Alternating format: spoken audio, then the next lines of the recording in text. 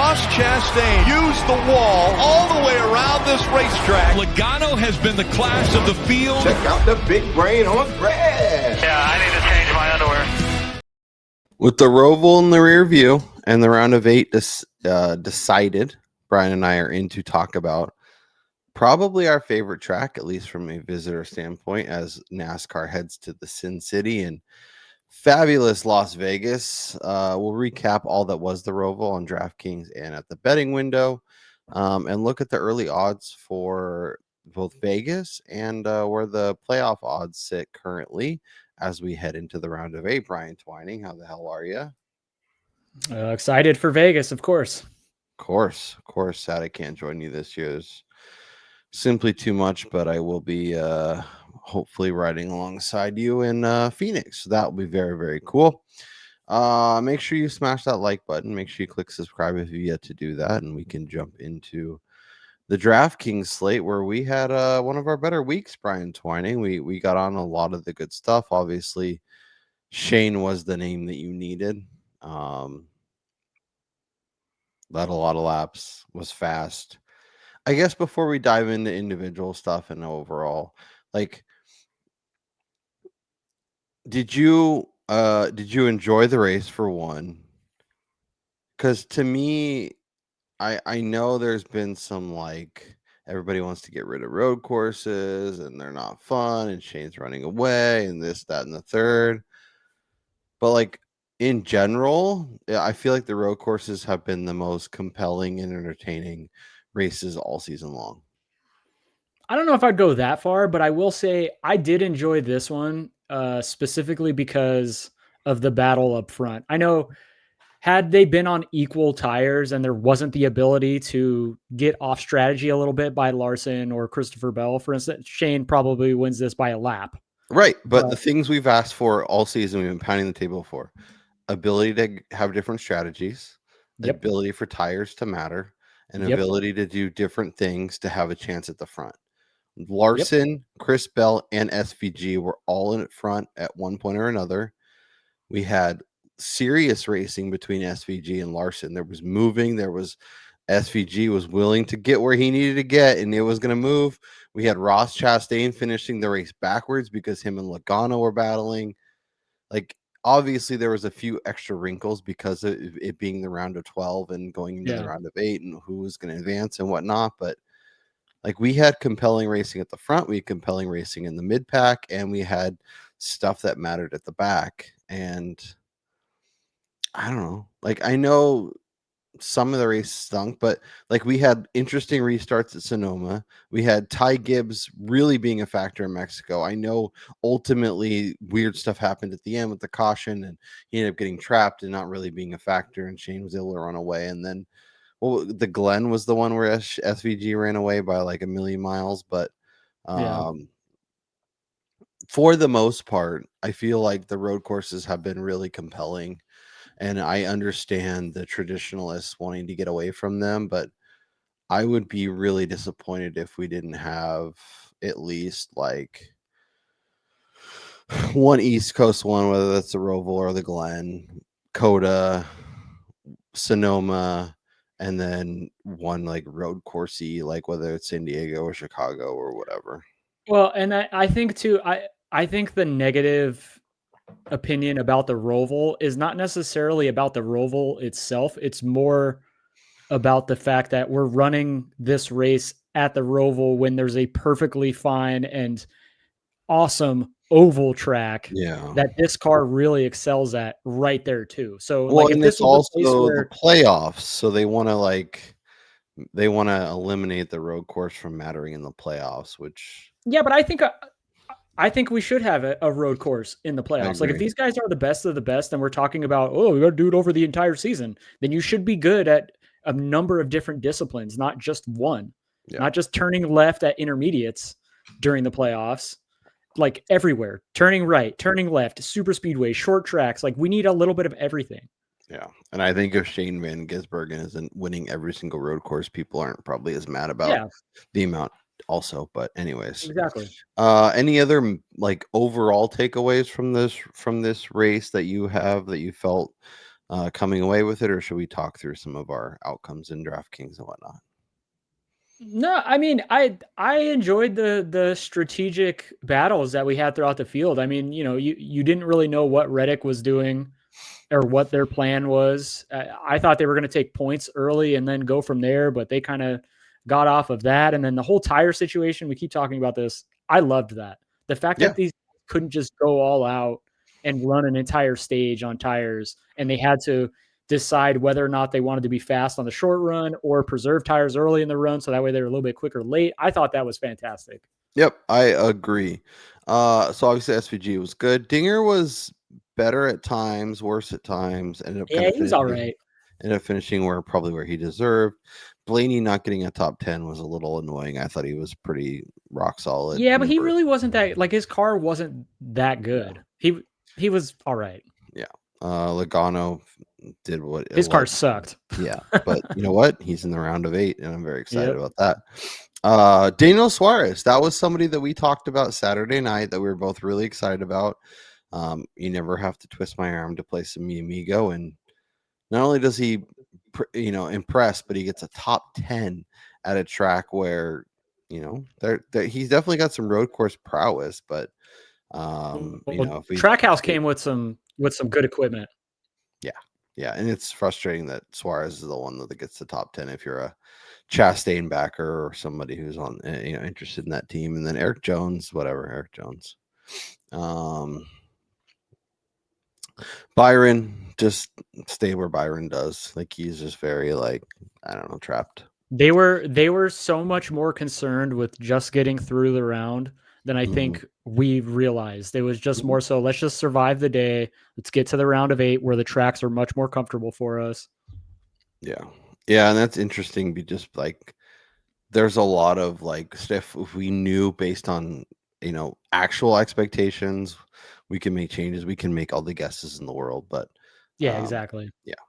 Bowman top 20, kind of where he was. It was I was sweating a Blaney versus Bowman head to head, and I was happy to be able to catch that. My guy Ryan Preece, sixth.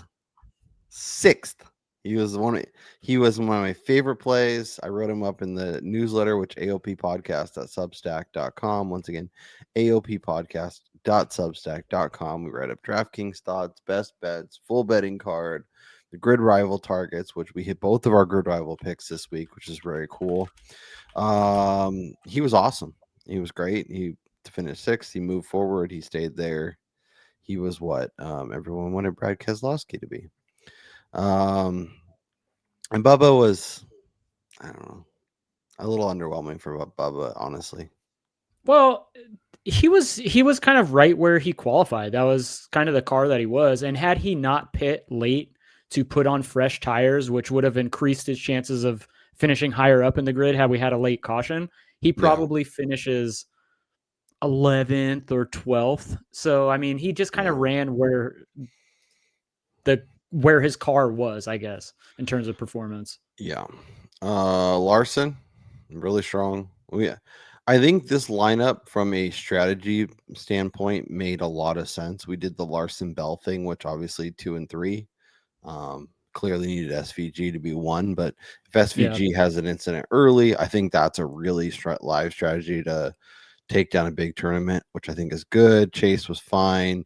Bowman stank. Keselowski was good. His car died. Yeah. He's going behind pit road, and Austin Dillon is just whatever. Austin Dillon. And then, of course, RCR as a whole, as I said on the show. Kyle Busch crashing, and all we did were just texting each other. LOL. Just like giggling. It's so predictable. And then Carson Hocevar, and but I did take all of our thoughts and built this sucker at, I don't know, midnight, 12:30. And I ended up taking down 3rd.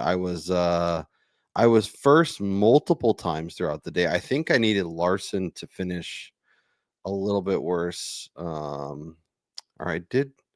Yeah, I needed Larson to finish a little bit further back. Because both I'm surprised that Larson only had 15%.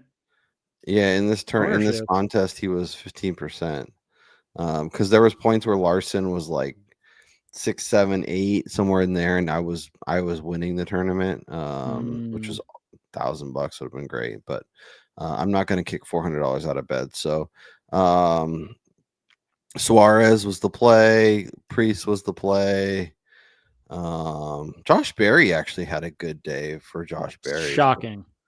I mean, although he did act as a battering ram at one point or another during the race, and he just wound up not having his own damage. Yeah. So Busher was somebody we're both hyped on and ended up finishing in the top 5, which is great. SVG.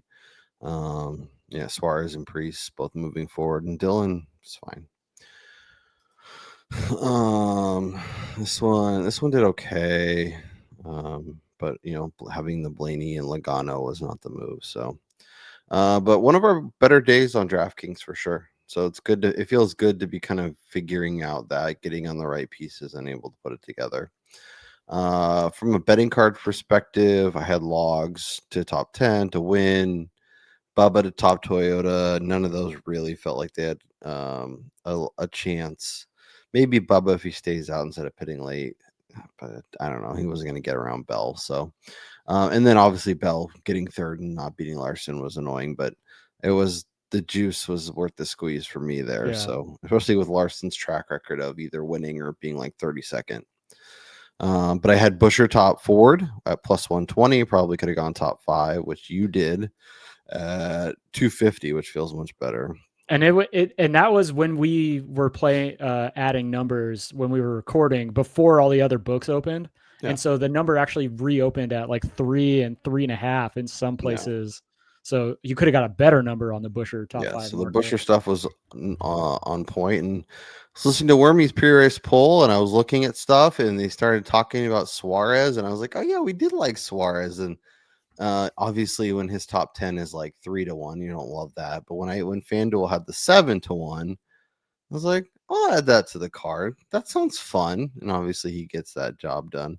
Probably should have looked at the Ryan Priest stuff a little bit more, but it's so hard when but Ryan Priest is more of like, he needs the strategy to hit right. Whereas with Suarez, with his past history at road courses and with Trackhouse, there's a little more like substance behind him performing well. And you actually saw some of the speed in practice, which gave you incidents that he could actually get up there and stay up there.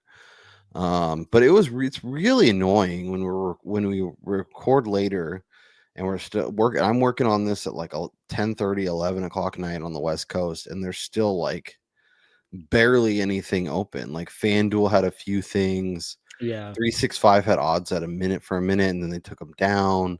And then it's just like generic outrights most places. It really makes it hard for putting up the content that we want to give you guys. So we're always looking to add on Sunday, and it's kind of a threading the needle thing. But well, it's also hard on Sunday too with the friggin' NFL taking up ours and everybody else's brain cells. Yeah. So appreciate everybody who's sticking around. I will say, if you're in the Grid Rival season-long contest, make sure you're following us on Twitter. If you're in there, and you're in the league, especially if you're anywhere near the top, make sure you're working with us, because we do have a prize if you beat both Brian and I. I'm still holding on to second. I'm trying ever so hard to move into first. I can't quite seem to do it. But Leapsfrog, Aaron 562-88872, K Gavin, Kurt Wanabe, who I think won last year. I don't remember, but it sounds right. You're right there. Well, remember, I missed the race too. We're all pretty close, and we're getting towards the end. So definitely make sure that you're following us on socials, that if you're not on socials, drop a comment down here if you're in the group and what your username is, because we do want to get in touch with you at the end, and we got a prize for you at the end. So I did want to mention that. Anything else, Kansas, Brian? I guess I could look at your actual cards. You mean the Roval? Yeah, sure. I'm not feeling great today, but I'm pushing through for the fine folks. Wallace top 10, Elliott top 5, and the Busher top 5. So green days for both of us, which is nice considering there was enough red to frustrate us for sure. But yeah, I'm still up in the green a little bit. You're working your way out of the hole. Any final takeaways from the Roval? Anything as we turn our attention to Vegas?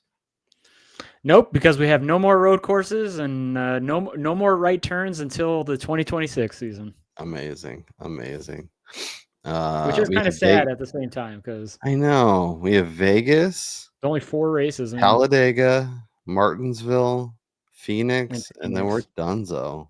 Yeah, so essentially only 3 betting opportunities because Yeah, you got to have all your bets locked in by Phoenix, unless you're no. hedge a We're little not, bit. I'm not betting Talladega. Oh yeah, I guess that's true. Yeah. Larson, Bell, Hamlin, Blaney, Byron, Briscoe, 10-1 and shorter. Do you want to tell the fine folks your target in this range? There is nobody in this range I am betting other than Denny effing Hamlin. He was the most dominant car at Kansas, probably not close. And this is the first time we're coming to Vegas on this Kansas tire combination.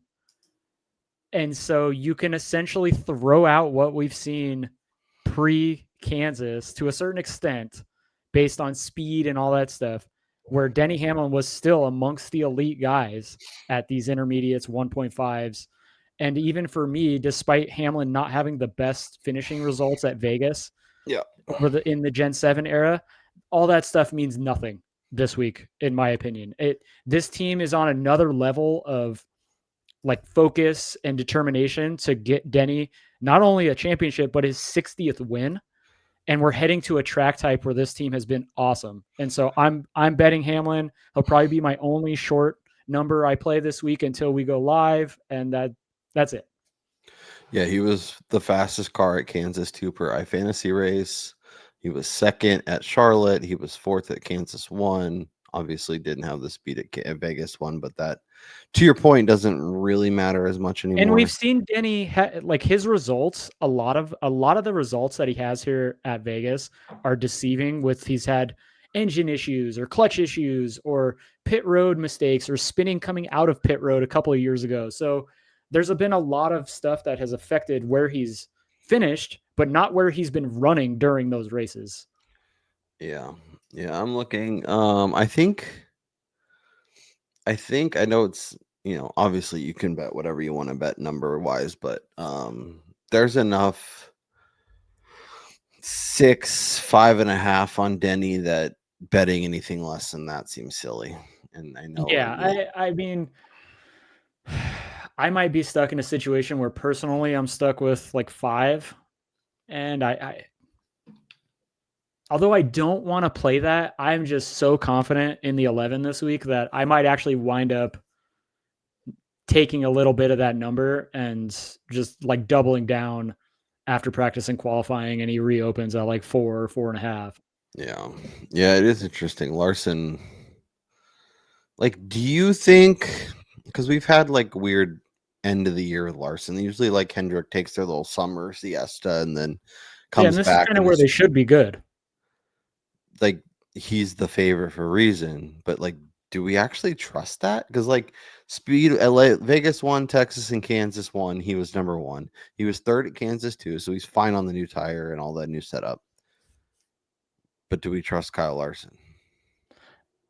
I don't know. So the second piece, I think obviously it's a little bit more difficult this year because he's had some issues. But when you look at the speed rankings at similar tracks heading into Vegas this week, I seriously believe you have to take that with a grain of salt, because when you have tires that are going to wear a little bit more, that definitely does not play into Larson's driving style. He's admitted it that he does not preserve the tires very well because he's very hard on his car. And we saw that at Kansas. Like, Larson had nothing. Nobody in the field had anything for Denny at Kansas. Yeah. No, it's very, very fair. any interest in maybe not even outrights, but potentially top manufacturer, top threes? Is there anybody else inside the top 10, or should we kind of cruise along and go to the next range? So I think we're back to the odds market of looking at William Byron versus Kyle Larson here, because when you're getting almost double the number on a car that can show up as fast as the 5, I would almost be looking at like the top Chevy market there for the 24 car pre-practice and qualifying. Yeah, I think that's a phenomenal point. Yeah, I really want to bet Byron this week. I don't know how I'm going to do it. I don't know if it's going to be outright. Yeah, it's hard at the 850 number though. Yeah, that's 850 is the best you're going to do, and it's weird because he could qualify really well, but the best he's probably going to be priced is like 650 at the shortest, and there's a chance that he's in double digits when we're talking Saturday night. Yeah.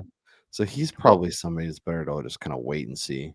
Well, I also do think though that similar to what we had in Kansas with the fact that this is a new tire set at this track, I don't think you want to rush to the window and play a whole bunch of guys who perform well at Vegas or who are awesome at both Kansas and Vegas and just load up your card on them, because when the tires have this year in particular, there's been a lot of weirdness that's been occurring at tracks that we've been at before that have changed the tire combinations. And so I think you really got to see who unloads with what before, hammering down at the window.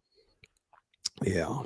Yeah. And Byron was like fine at Kansas, but he was typical William Byron, just right around top 10. Also too, you have to account for the fact that the teams came with a specific setup. Yeah. Unknowing how that's going to affect the tires and the race itself, so. Yeah, and I feel like Kansas is one of those places, despite like the similarities to a lot of other intermediates, where Byron just kind of stinks. I don't know why. He's got one of those at the short track too. I'm trying to remember one of those, Bristol, Richmond, something. Yeah. But it was fourth year. He's obviously had the dominant effort when the trash bag got him, and he's been really, really good here. Oscar the Grouch ruined his race. Chase Briscoe, Chase Elliott, Tyler Reddick, Joseph Logano, Ross Chastain, Bubba Wallace, Alex Bowman, 25-1 and shorter. I'm going to do it, Brian, and you're probably going to hate it, but there's one person that always wins this race that locks themselves into the championship for. I already know who you're playing. With it squarely in your face. He's locked in. I'm throwing up double deuces. Logano gets the win this week. I don't hate it. He's 20-1 on, where's it looking? He's 20-1 at BetMGM. I'm going to be adding that number. I think 18 or 20 is fine. I think if it's shorter than that, I'm not interested. Yeah, you got to get close to 20 on Joey. He's awesome, and he shows up with speed. And I don't know, does this year, because like Logano has been not super fast, especially on Saturdays. Does it feel dramatically different from previous years? Or do you think this is just kind of like maybe a little more of a not as fast as normal, but close enough to where he's like typical Joey? Or do you think this is there's seriously something going on where he's starting 17th too much, and just it's going to ultimately end up costing him at the end of the day? I mean, this may sound weird, but I feel like Joey is in the best position he has been entering this round than his previous 2 championship runs. I mean, this car has actually shown speed at the 1.5s this year, whereas the past 2 times he's won the championship, that wasn't necessarily the case, especially last year. Like we came into this race last year, like this guy sucks in this package. And the car really wasn't great, but he somehow found a way to win. And now he has speed and qualifying speed at that in this particular package. He's definitely a danger here. Yeah. So like I was just looking, our favorite offshore has him at 12. Fanduel has him at 14. Like you can't bet those numbers. No. Wait till he see what he does on Saturday. The worst case scenario, even if he puts it on the poll, he's gonna be like 8 and like just bet it then. I don't want any part of that. Chase Briscoe, like 10 probably feels a little short. Yeah. But he was good at Kansas. He's really good at getting on the pole, so his number could get shorter. Like I wish we were getting the 14, 16 that we got at Kansas because then I would be in. But 10 is just I don't know. It's not gettable enough for me.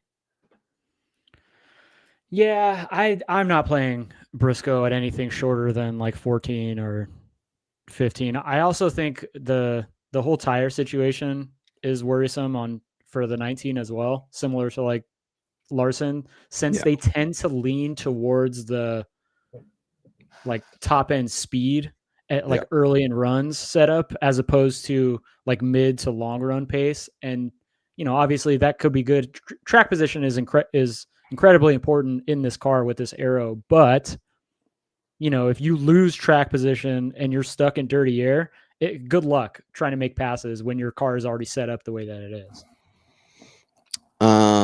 Is there potential that Tyler Reddick's just either not really invested since he's out of the playoffs or doesn't even race at all? Because the stuff I think he'll be fine, but he's not on my radar for now, right? I mean, the fact that we're still considering him as like a threat to win a race this year is kind of shocking, to be honest with you. It's similar to Chase Elliott last year. We're back in the same conversation that we had mid-pack last year when it was him or Gibbs who was going to win first. Like that was a real discussion. Oh yeah, we'll do every week. Yeah. And then he obviously ripped off all those and was awesome, and it was almost a Final Four guy. Obviously, he's not going to quit on the season. Like nobody's going to quit on the season, but no, but he's got enough family stuff going on where I could see him, especially if things. It seems like things are stable now with rookie, but I don't know. It seems like a tough task each and every week. What about his teammate Bubba Wallace? We liked him at Kansas. We obviously like him at intermediates. Not somebody on my outright radar. Okay. Can anybody as we scroll down? Chris Buescher, Josh Berry, gonna win here twice. Kyle Busch, your favorite driver. Brad Keselowski, Ty Gibbs, Cindric. Like, is there anyone as like a longer shot, even if the CLV casinos cash in these tickets for us? No, I just don't see a non-playoff guy winning this race. When you look at the guys that are up here right now, they're there for a reason, and they're all incredibly good in this package this season, recently. And so it's just hard to say that none of the 8 playoff guys are going to win, especially with the 8 playoff guys that we have. They're so and that's what I mean. Like, yeah. There's just so many compelling cases. They're all good at intermediates. They're all priced accordingly, and I think that's why the books have all their prices so short. So right now it's just Denny Hamlin, and that's it for you. Yeah, I will say I'm a sucker for Ryan Blaney, so I'm sure at some point I'll be looking at his market. And although I kind of said this, I might be walking back my previous statement. I might go into this race and go green with outright tickets on both the 11 and the 12. Sounds like a good place to be. Yeah, I would feel very comfortable with those two in my pocket. Yeah. Now, Blaney did kind of disappoint at Kansas. He kind of settled in at around that 10th spot, especially with how good Toyotas were. But we have seen like Kansas is a place where it does favor the Toyotas traditionally. And then Vegas kind of leans the other direction where Chevys and then the Fords have been really good at qualifying. Yeah. And you'll see like Josh Berry has a win at Vegas. Alex Bowman has a win in Vegas. But those all come in the spring. Yeah. This time of year, it's like Penske, Hendrick, JGR. That's it. That's the playoff guys. Yeah. I mean, the entire playoffs is made up of the big 3 teams anyway. So So from an outright perspective, 20-1 on Logano is on my card. Brian has Hamlin at 6 over on FanDuel. Byron and Briscoe are the two names that I'm most interested in, but at least as we sit here right now, are a little bit too short for what I'm looking for. So at least for right now, those are going to be the only outrights I have, and it seems like the only outrights you have, at least for right now. Yeah. That being said, anything in qualifying? So they have poll odds. They opened poll odds and they were super funky. The numbers have been destroyed since they opened. Which is another great idea if you're looking for some betting early advantages. Hop up in the Discord over with our friends at Win the Race. There's still time. You can get in for the final month of the season, get a taste of what we do in there, and then get excited because you will want it for 2026 NASCAR season, which is insane that we're talking about it. But those posts, they drop information, and you have about, I don't know, 30 minutes to get action. 30 minutes? Man. 3 minutes? You got like 30 seconds. Okay. Whatever. But anyways, the tools are great. The sims are great. The double checks for some of your bets, head-to-head tools. Really, really recommend jumping in there, at least for the final month. Get a taste of it. See what you think. Especially like football going on. There's so much stuff to digest that it really helps speed up your processes and all that good stuff. So is there anything Byron 8, Blaney, Bowman, anything you like from a qualifying as the numbers currently sit? Well, I think when you're looking at that, Vegas in particular has been really hard on the guys that go out early. And so you have to look at the fact that we know all 8 playoff guys are going the last out. So they're going to be the last 8 guys to run. And then you have to look at the metric for the rest of the group. And so, for instance, a guy like Chris Buescher, who we've seen have like his best qualifying season to date, is 20-1 for the poll. I don't necessarily think he's going to get there just because you got Chase Briscoe, who even if he goes out as the worst playoff guy, as 8th, he's probably going to post the fastest or the second fastest lap just in this package. And so I do think if you could find, like, ESPN often posts these qualifying head-to-heads, and I think somebody like Briscoe makes sense. I mean, Buescher makes sense because he's probably going to be the 9th to last guy to go out. He'll be the last non-playoff driver, I think, to qualify this round. So definitely keep an eye on those markets. Yes, Christopher Bell's interesting. The last 2 fall versions of the race, he started on the pole. Yeah, but he hasn't really been qualifying all that fantastically. He's priced aggressively. Ross Chastain is somebody that we've been more interested in from a qualifying perspective. He's just been consistently better. But now that he's out of the playoffs at a track where he traditionally doesn't qualify super well, you could toss him out the window. Yeah. Especially with him finishing outside the top 20 last week at the Roval. He then gets thrown back into the mix of the metric. Yeah, he gets thrown in the jabroni section. Yeah. Yep. Top 4, Blaney is aggressively priced. So Logano, Barry, Buescher at 8-1 to be top 4 is not a terrible shout. Anything else you like there from a top Ford perspective? I mean, we've been riding it all season. Choo choo. The Zane train at 60-1 top Ford, man. I don't hate it. If he qualifies anywhere near the top 10, that number is slashed. And we know Fords are still qualifying really well. And Zane in particular has been pretty good in this package this year with decent speed. So you might find a Zane train bet on my card here. Yeah, and to your point, he was 12th fastest at Kansas. He was 15th at Charlotte, and he was 11th at Kansas 1. He's figuring stuff out. He ran this tire combination. I don't hate it. Obviously more of a dart throw and $5, whatever. But yeah. I always like the markets where you can, like, someone's significantly favorite and everything else kind of falls behind it. Do we have interest in betting a top Chevy with Larson in it just because Larson could do something stupid? Or if we're betting him top Chevy, should it be a split the baby kind of situation where it's like 75 on the top Chevy and 25 on the outright or whatever? Yeah, I think you got like Byron at 3-1 at 365. Yeah. Top Chevy is a decent look just because, I mean, he could finish behind 2 Toyotas or something of that nature.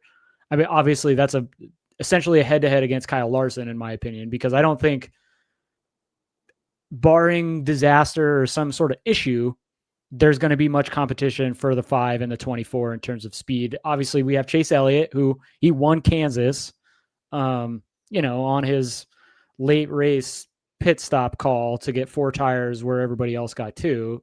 So, you have that in there, but I don't expect Elliott to go to Vegas, a track where he really hasn't been great at comparatively to his teammates, and all of a sudden find speed despite the tire differences. Well, and yeah, he won Kansas, but he didn't win Kansas on speed. He got it because of the strategy on the tires. Yeah, that was one of the most random, come out of nowhere wins in a long, long time. It was an Alex Bowman win. Lockboxed. He backed into the victory. Toyota feels like you have to go to the outright board because Bell, Hamlin, Briscoe, even the 2311 guys, if you're beating all of those guys, you're at least the top 3 probably winning the race. Yeah, this market is definitely, you look at the placements of these guys and anything close or similar to that number, I would much rather hit that. Yep. Let's see. I'm gonna pull up ESPN on my side screen to see if there's any interesting matchups. Obviously, they don't have much here. Let me just point out real quick on Chase Briscoe. He was plus 3-1 top Toyota. He's plus 180 for a top 5 at 365 now. I'd rather pay down the $1.20 to get a top 5 and still be able to finish behind Denny Hamlin, Christopher Bell, Tyler Reddick, and still cash. Yeah, and honestly, same with Byron. Byron, you can get top 3, top 5 prices that are, even if it's plus 125, 130 for a top 5. I'd rather bet that.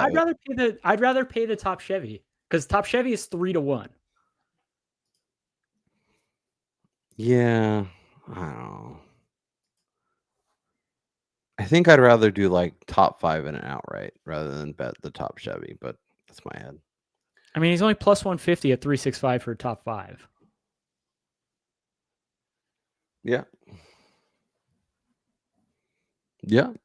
I don't know. That's with Byron. I tend to lean more 3 or plus 275 for a top 5. I just think that there's less competition for him at the top end of the Chevy camp as opposed to with the Toyotas. No, they're all fair, very similar. If Larson does something stupid and runs into the barricade, whatever, or just has a bad day, it's wide open from that point.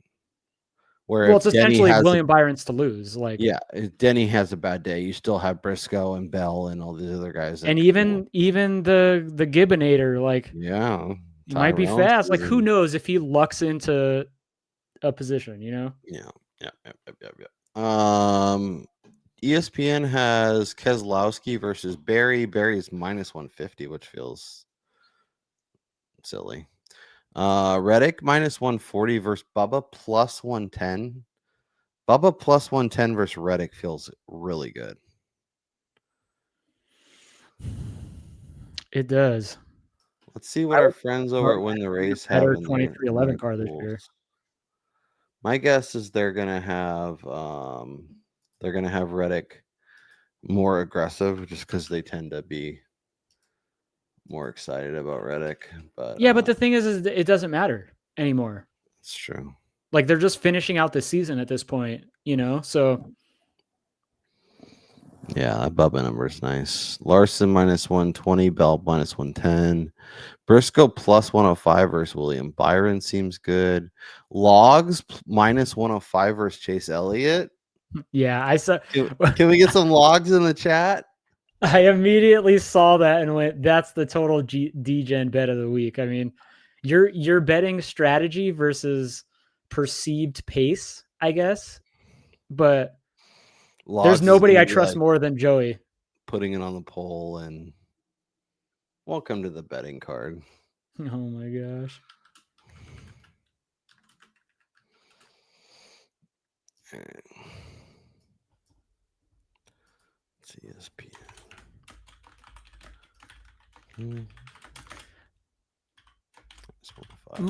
My one worry with Logano, though, is that team is so willing to take the home run swing that they could strike out. They could strike out, and he winds up finishing like 25th. Where Elliott, he's just gonna be in the top 10 all day somehow. It'll be like 7 and 12. It's probably a dumb bet, but I don't care.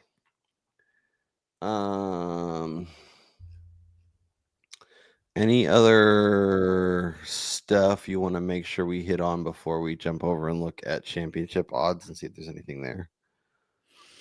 Again, I think that Ryan Blaney is definitely, other than Hamlin, he's probably the other guy that I'm looking at this week for potential win. I just like the one matchup I saw with him at ESPN was against Hamlin, and like the number was nice, but I don't. Yeah, I don't want to play that. I can get you Ryan Blaney minus 160 versus Chase Elliott. No, I'm not in the head-to-head market. I'm not paying. What are we doing? 365. This is their matchups. Briscoe minus 160 against Reddick. Busher minus 155 against KFB. Chris Bell minus 185 versus Byron. Byron plus 150 over Chris Bell seems wrong. And I will take that. Logs minus 200 versus Bubba. Barry minus 150 versus Brad K. So what is Bubba priced at? 160. Plus 160? Yeah. I would bring it up on the screen, but last time I brought up random books, we got demonetized, so I'm not going to do that. Wait a second. Yeah, 365 has some stuff. Here, I'll drop it in the comments for you, or the private chat. Of course, their 365 is weird now. You have to log into your account to keep the numbers up. At least I do. And then Ross is minus 185 versus Bowman. Bowman's plus 150. These seem so wrong. Yeah. Shit, you could just sit here and parlay other than Kyle Busch versus Chris Buescher. Kyle Busch is non-existent in the series anymore. Well, yeah, I think you could take all the plus money head-to-heads, and they all have a shot at cashing. Over Bell. Man, Bubba versus Logano, that one looks good. Yeah, like if some of these bets, some of these head-to-heads were like even or close to even, I probably wouldn't be interested. But plus 150 on the track where I think Byron could be the best car. Well, and then Bowman versus Chastain too, I think is fairly interesting. That plus 150 number. Yeah. Especially now that Chastain's out of the mix and he qualifies poorly. That you could potentially middle that. Or hedge it or whatever you want to call it. Yeah, you could definitely arb that on the other side. That's the word I was looking for. Thank you. Busher minus 155 versus Kyle Busch feels really good. I know it's juicy, but Kyle Busch is a fucking disaster. Dude, that I'm convinced that like he's out to lunch right now. He doesn't care. He's just like, no, this whatever. I'm just driving, trying to get through the end of the season. All right, which ones are you adding? I'm looking right now.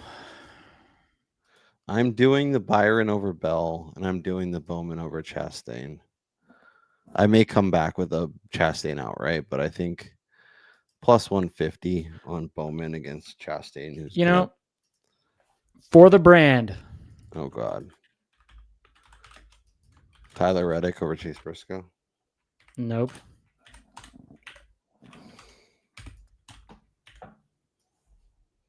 Bubba Wallace over Joey Logano. Thank you. That's what I needed to lock in that logs of victory, man. It's gonna be so good. Oh man. I'm just mad I'm not gonna be able to sit next to you in the media center while you're just hands over your face. And Joey just comes in with his Coke and he's just chuckling. Did Look. it again. I did it again. Okay, so selfishly, I want Ryan Blaney to win the championship because he's the only like favorite that I've played. He's the only like real number that I've played that wasn't like some ridiculously long number that I added. And the other two guys that I would like to see from a social aspect of the sport, I think it's good. It would be good or funny. Obviously, Joey Logano, just to shove it in everybody's faces, the playoff format, or Denny Hamlin would be fair. I mean, it's funny to me that Hamlin is like people hate him. And Yeah, think I it's don't 'cause- understand. Yeah, Like, you think he'd be popular. People like his podcast, but I don't know. And I mean, I could see why he rubs people the wrong way, but Sure. it's fun. It's good to have people with those personalities. Sure. That's what drives the sport, man. We need people talking smack and crazy stuff happening and all that good stuff. Yep. Okay. Well, I think that was a good conversation. Anything else you're thinking about? Anybody else that you want to get access to that you're just trying to figure out how? Anyone that's you're potentially like if outright odds float a little bit, you might see yourself grabbing some. Yeah, I'm gonna say it again. Ryan fucking Blaney. Death, taxes, and YRB. Yep. Yeah. It's just I mean, keep in mind at Kansas, he had to start at the rear of the field. Yeah. And he almost won. He was maybe almost won as a little. I mean, he was running like top 10 or He near was the top 10. 20 something to 1. He was flirting with the win. So, and I think if he didn't use up all his tires, he would have gotten there. I just 8 to 1 feels. You also have to factor in at Kansas, he was already locked in. So he didn't, I mean, they didn't really have a reason to stay on the cycle with everybody either. Yeah. It's just right now I'm looking like Blaney at 8, Byron at 850, and Briscoe at 10 are the three that are really have my wheels turning. And since they're all right there and I can't pick a winner, I don't know. We'll see. We'll see what I end up doing. If I add anything to the card, I'll definitely try and tweet it out, share it in the comments, all that good stuff. I will be turning into the draft tonight. If you're watching this on Wednesday, Full Tank with Phil, Ryan Stevens, Tino Patino, dropping some knowledge. Sometimes they're little nuggets are the things that I need to kind of push me over the top. Brian Twining. We are in let's look at really quickly. Totally forgot. Ryan's a bad co-host and didn't remind me. Championship futures. Blaney is your favorite, 4 to 1. Larson 450, Hamlin 450, Bell 5, Byron 6, Elliott 8, Logano and Briscoe 10. Obviously, shop it if you have different books. Anything you like there? No. I think Briscoe's too short. I think now Briscoe's that he's in the too round short. of 8, he could win Vegas. He could win Dega. And he could point his way through. And You mean too long? That's what I mean. So I actually think the opposite direction. I think his number should be Briscoe's at 14? I think he's too short, yes. And I also think Logano at this price is too short, simply because Ryan Blaney, Denny Hamlin, Kyle Larson, Christopher Bell, William Byron, those 5 guys to me stand out when you look at Las Vegas. And then when you go to Martinsville, Ryan Blaney, Chase Elliott, Denny Hamlin, Kyle Larson to a lesser extent. Like Ryan Blaney and Denny Hamlin to me should be the favorites to get there. Counterpoint. If you were ranking these guys and you were building, they're all available to win the championship. Mm-hmm. Who would be your favorite? Who would be Ryan second? Blaney. Who would be third? So Ryan Blaney's first. I would probably say Christopher Bell would be second if he can get to Phoenix. Well, yeah, I mean, but so that the hard thing is if we were real sports book like setting the odds, we'd have to put Larson higher and we'd have to put Bell higher. But if I'm doing it based on who I actually think will win, and if I was picking my favorites and ranking them, Blaney would probably be one. He's just been amazing, fast, great. Logano and Briscoe could be 2 and 3. Like if you want to put in a Bell in front of them, maybe a Larson, sure. Are you saying who can win Phoenix or who can Yes. get there? Win Phoenix. Win. W-I-N. Win. Okay, well, in that case, it goes Ryan Blaney, Joey Logano, Christopher Bell, Chase Briscoe, in my opinion. This is what I'm saying. Yeah. I understand the path.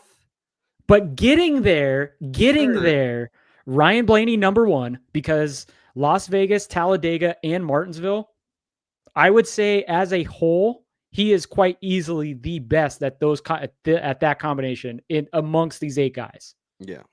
100%. Sure. William Byron, he's going to be one of the worst because he sucks at Martinsville. And he sucks at winning at Phoenix, so that's just why I never bet And him. No, we're just talking about getting to Phoenix. No, I understand.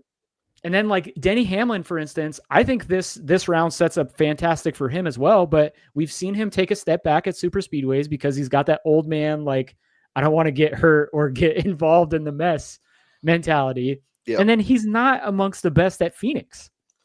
And I know Joey's not great at Martinsville, but if you were talking about a guy who can win, he's pretty good, who could be awesome.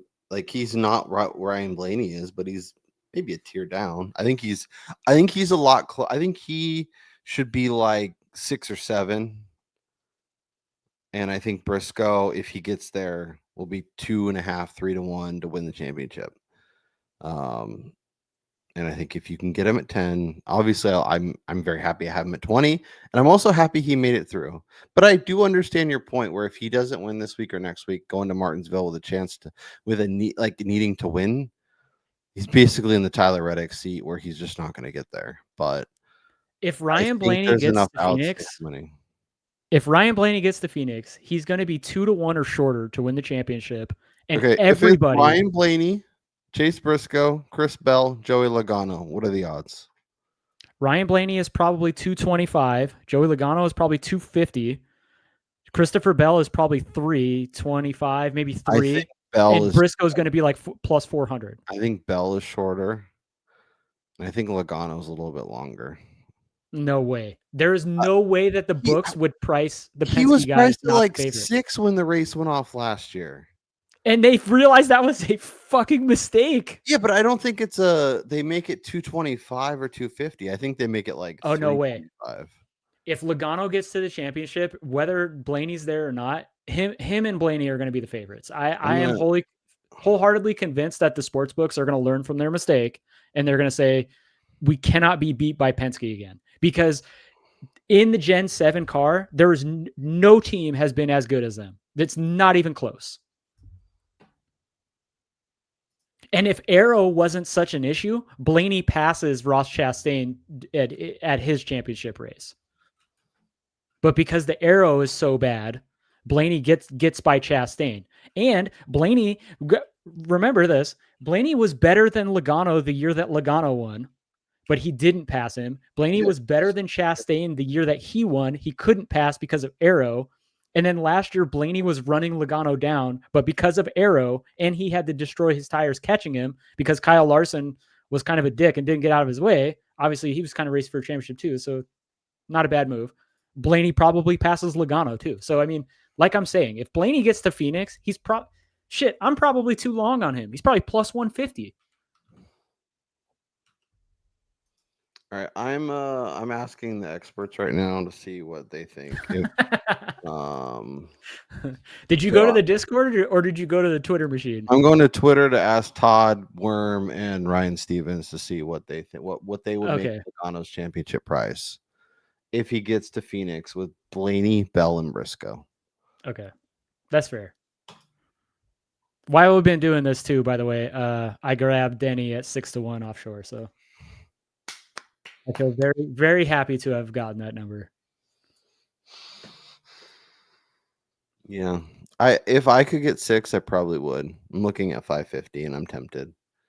But when I'm interested in Blaney at 8, Byron at 8, Briscoe I can get at 12. It's Yeah, I think with Briscoe, you're betting on him qualifying up front again. Yeah, that's exactly it. But I think his odds already have that baked in because I don't see Briscoe firing off near the favorites at any race, really, which is kind of a disservice to how good he's been. And he didn't move quite as much at Kansas, even though he put it on the pole. I mean, he lost spots. Huh? Briscoe. He went from like 16 or 14 to 8. He qualified on the pole. But that's what I'm saying. He didn't move as much as I thought. You're talking about odds. You're talking about odds. I'm saying he didn't like I thought when he put it on the pole that he would be like 650 instead of after being 12 or 14, 16. Well, I think a lot of that is more a result of like Kyle Larson qualifying where he did. True. And a similar situation could happen this week. Like Larson could qualify up front and everybody else. Any Bell and Larson could be in the top 4 with Briscoe. And in that scenario, he's probably still 8 or 9 or 10. Yeah, and that's I didn't even think about saying this, but that was similar to what happened at Kansas. It was like you just wait till after qualifying because if any of those guys look decent in practice and qualify up front, the market's not going to move for everybody else. Only those guys are going to get shorter, thus maybe even making everybody else longer. Yep. All right, Brian, it was good to chat. It was good to catch up on the Roval. It was good to get ahead of it as we head towards Vegas. We have Talladega, we have Martinsville, and then we're going to Phoenix for the championship. It's insane that we are at the end of a very long, very grueling season, but we're almost there. We'll be back Saturday night to talk DraftKings, updated betting card, post practice and qualifying. Brian will be at the track, so I'll try and get him sharing nuggets both on his personal and on AOP socials, posting some stuff on the Grom and whatnot. That's Brian Twining. I'm Kyle Robert. Enjoy your week. Hopefully you had some fun at the Roval, and let us know who you're targeting at Vegas. Are you getting involved? Are you waiting to see how it all shuffles out? All of that good stuff. Enjoy your week, and we'll talk to you next time.